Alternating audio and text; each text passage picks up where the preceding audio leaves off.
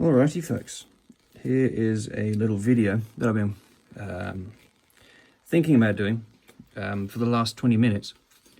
Well, I say that, but it's something I have been thinking about doing, not necessarily in a video, but is blackening white metal tracks.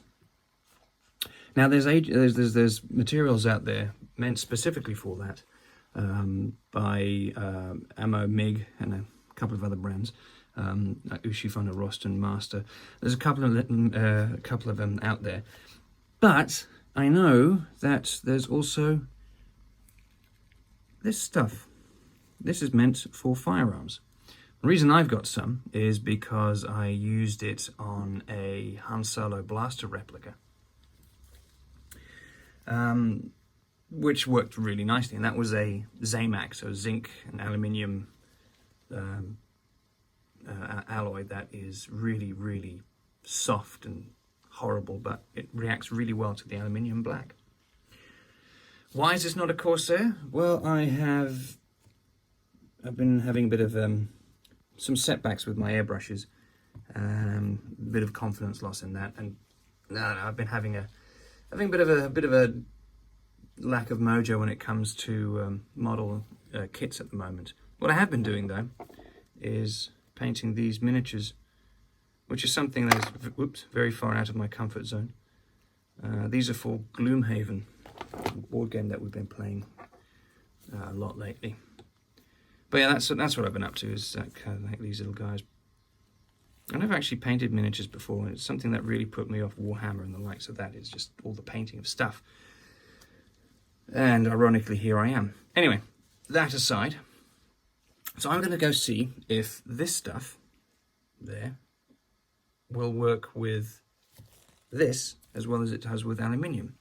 Now, I've not actually tried it before, so this is going to be a trial and error. So we'll see what happens. This stuff is disgustingly corrosive, hence all these precautions I'm taking. Do not confuse with mouthwash. I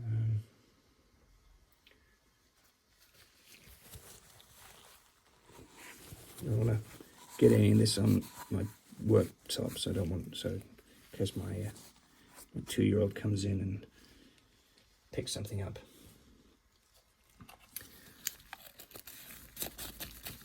All right, let us see what this does. Let me take some tweezers. Let's see if it does anything.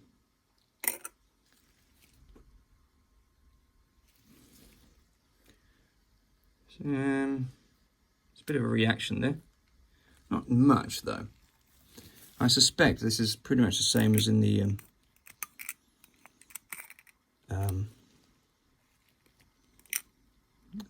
blacking agents, which is this stuff, meant for brass.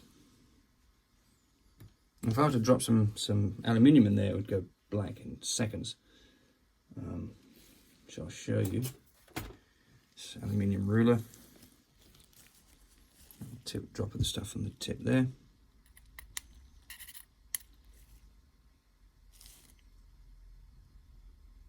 Granted, it has been sitting in my shed for a while. This is also anodized, so that's going to have a bit of a harder effect. Harder time getting through.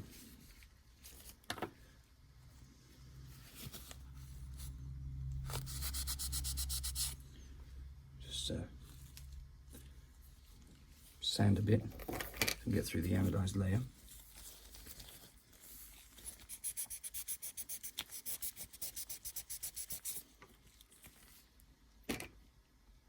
Screw it.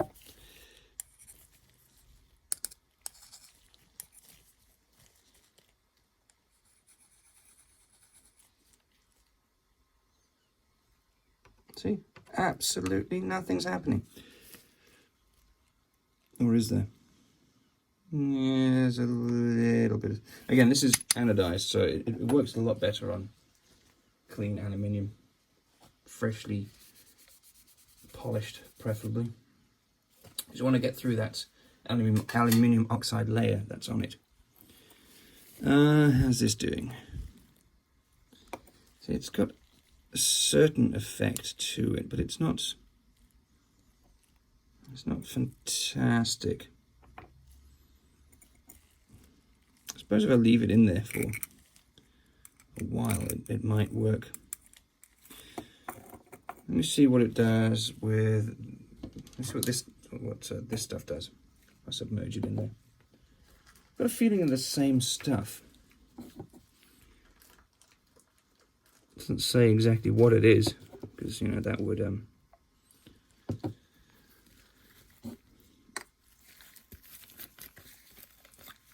would make people go out and find the chemicals, but they look identical. Not that that's a indicator of anything. Let's grab another link. These are frill model links that I bought about 20 years ago now for a very ambitious Italeri tiger project that never actually went anywhere.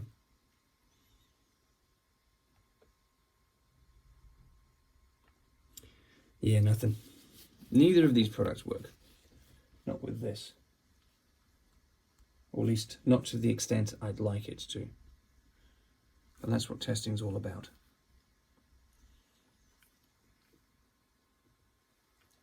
I'm gonna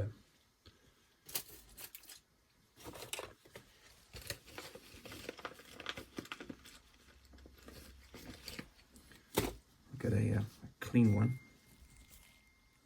for reference. Let's see if I'll do anything to this tin foil or aluminium foil.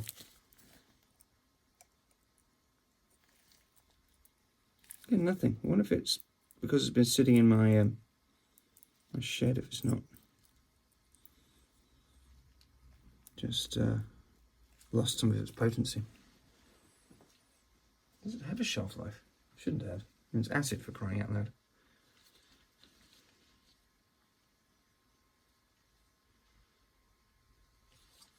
I am foregoing a lot of the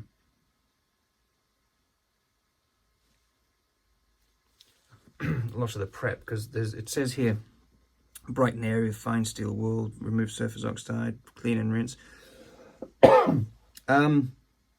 Yeah, that's utterly impossible to do on these things.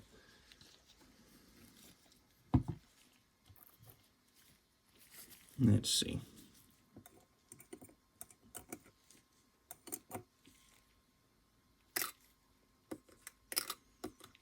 This is just clean water. I think the general consensus is that this has done absolutely nothing. It's good to know.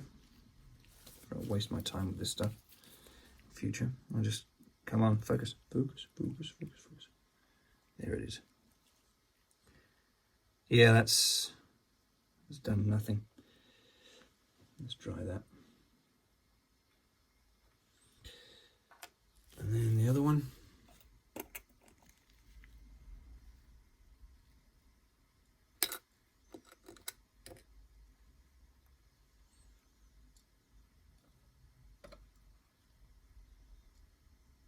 Now, I said there are products out there that are specifically for this purpose.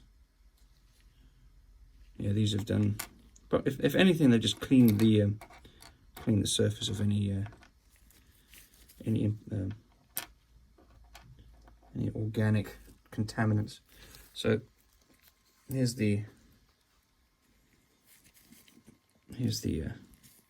one fresh out of the bag. That's the Birchwood Casey one.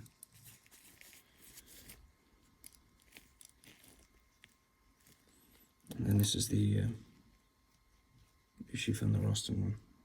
That's no difference whatsoever. So these have all failed, but you never know until you try.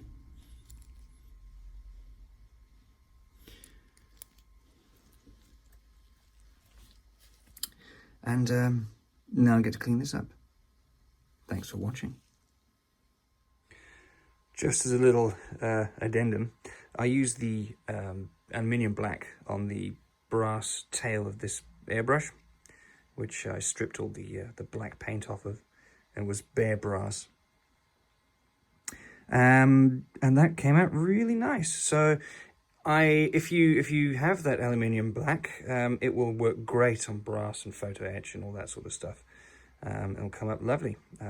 Just follow the instructions on the bottle. Treat it as if it's the nasty chemical that it is, and you'll get some really nice results. I basically just swirled this thing around in there for a bit until it was completely black.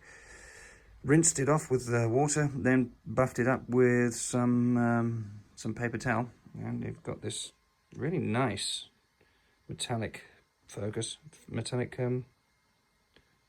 black finish to it. It looks really nice, really smart. Makes that thing look a lot more expensive than it actually is. So yeah, that's very nice.